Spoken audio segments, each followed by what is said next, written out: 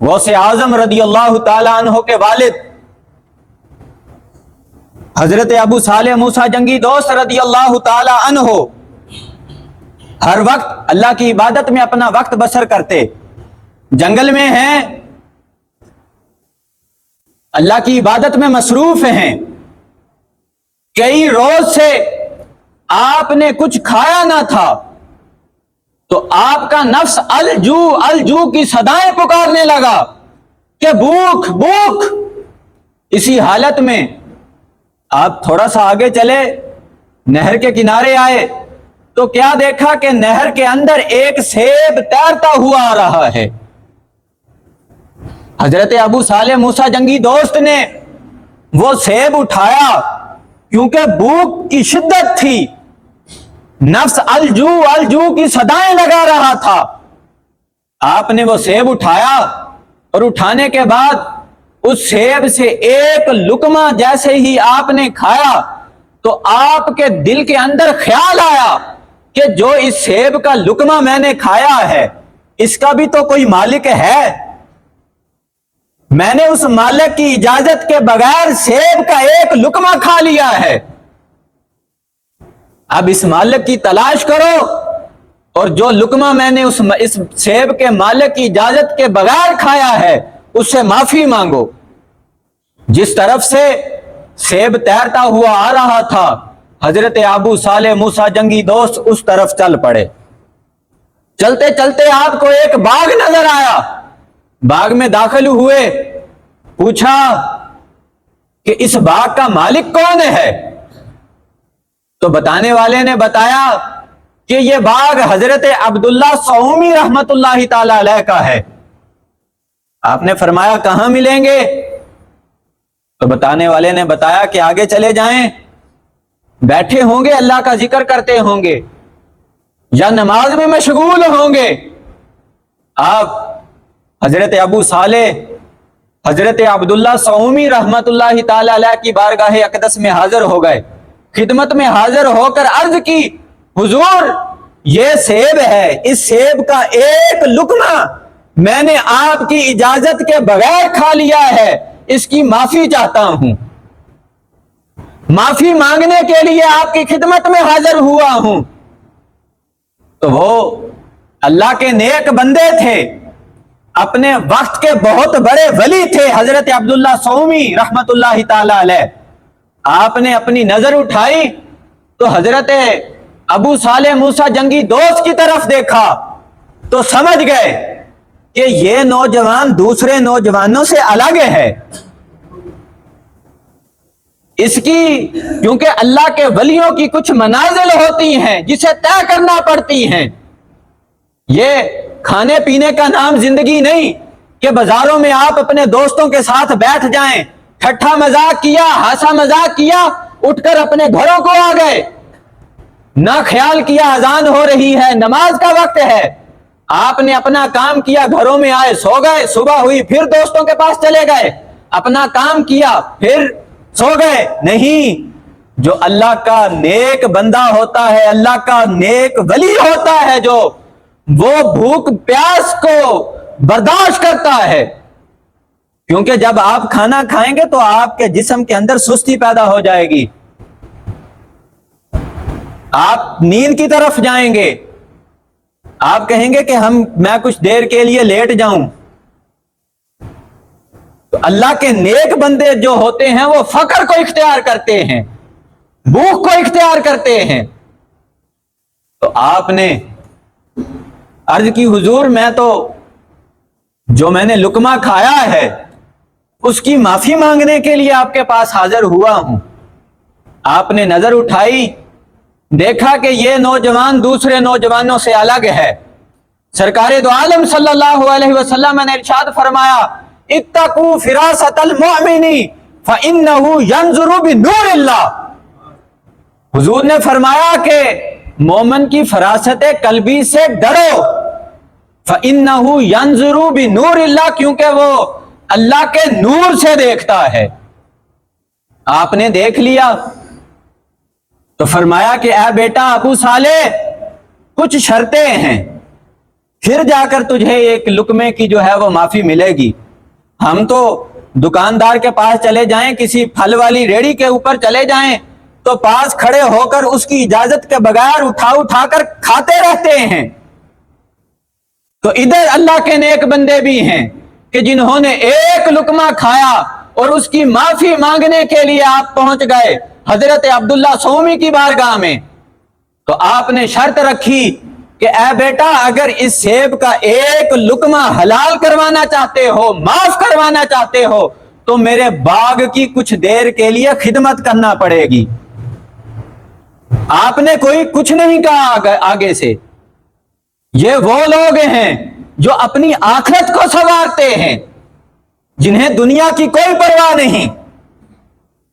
ٹھیک ہے حضور، میں آپ کی باغ کی رکھوالی کروں گا۔ تو حضرت ابو صالح موسیٰ جنگی دوست نے پوری دیانتداری کے ساتھ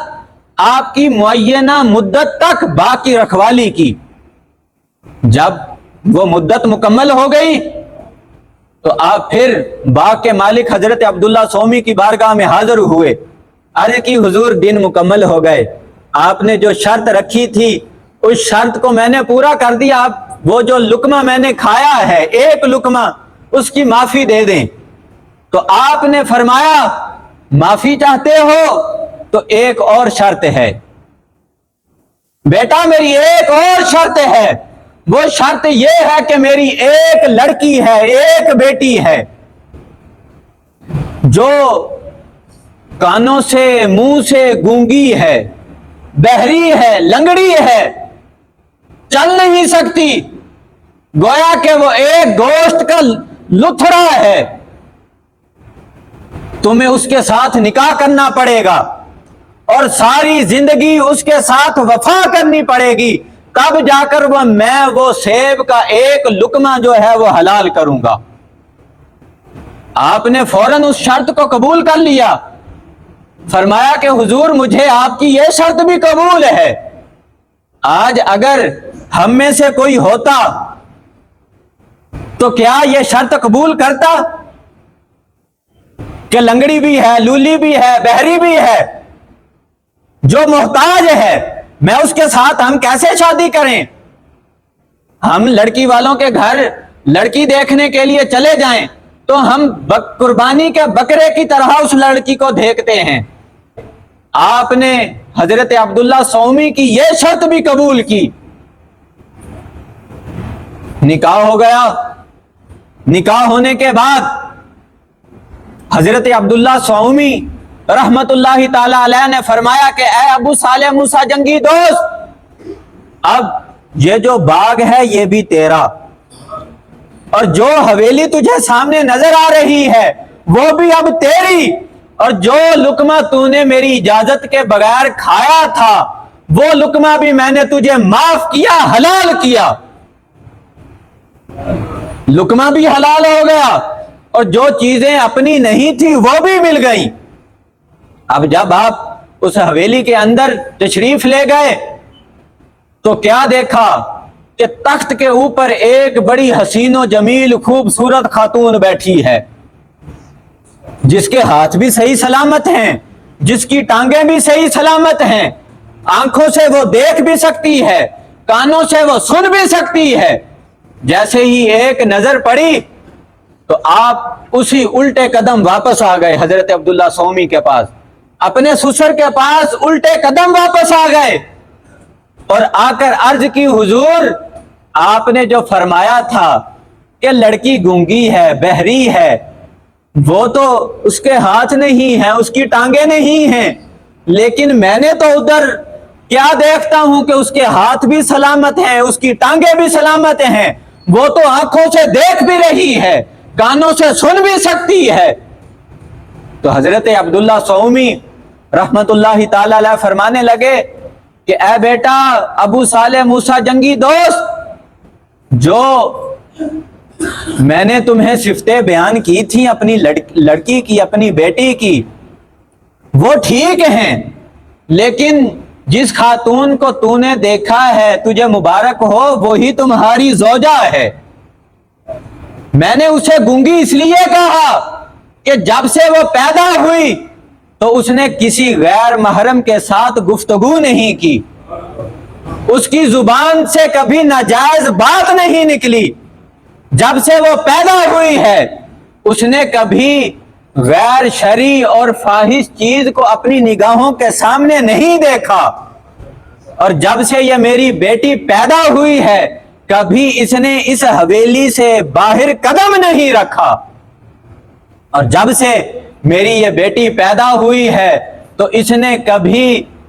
کسی غیر مرد سے کوئی چیز لے کر نہیں پکڑی۔ اس لیے میں نے تجھے یہ کہا کہ یہ للی ہے، بہری ہے، لنگڑی ہے، محتاج ہے، لیکن تجھے مبارک ہو یہی تمہاری زوجہ ہے۔ ادھر متقی و پرہیزگار باپ ہے حضور غوث اعظم رضی اللہ تعالیٰ عنہ کا، جس کا نام حضرت ابو صالح موسیٰ جنگی دوست ہے، اور ادھر حضور غوث اعظم رضی اللہ تعالیٰ عنہ کی والدہ ہیں جو گونگی بھی ہیں، بہری بھی ہیں، جن کی ٹانگیں بھی نہیں، جس کے ہاتھ بھی نہیں، اور وہ ذات کون سی ذات ہے؟ وہ خاتون کون سی خاتون ہے؟ وہ خاتون سیدہ طیبہ طاہرہ سیدہ فاطمہ الزہرا ہیں، جو حضور غوث اعظم رضی اللہ تعالی عنہ کی والدہ ماجدہ ہیں۔ جب یہ پاک ہستیاں آپس میں مل بیٹھی، جب ان دو پاک ہستیوں کا ملاپ ہوا تو رب ذوالجلال نے امت محمدیہ کو حضور غوث اعظم عطا فرمائے۔ جب جوانی کا یہ عالم ہو کہ ایک لقمہ اگر بغیر اجازت کے کھا لیا جائے تو وہ باپ جو ہے وہ اس کی معافی کے لیے اس خاتون کے ساتھ شادی بھی کرتا ہے، وہ لقمہ حلال کروانے کے لیے باقی رکھوالی بھی کرتا ہے۔ جب زہد و تقوی اس عالم پر ہو تو پھر جب یہ پاک ہستیاں ملتی ہیں، جب ان پاک ہستیوں کا ملاپ ہوتا ہے تو رب ذوالجلال امت محمدیہ کو حضور غوث اعظم جیسا ولی عطا فرماتا ہے۔ اللہ اکبر۔ کتنا وقت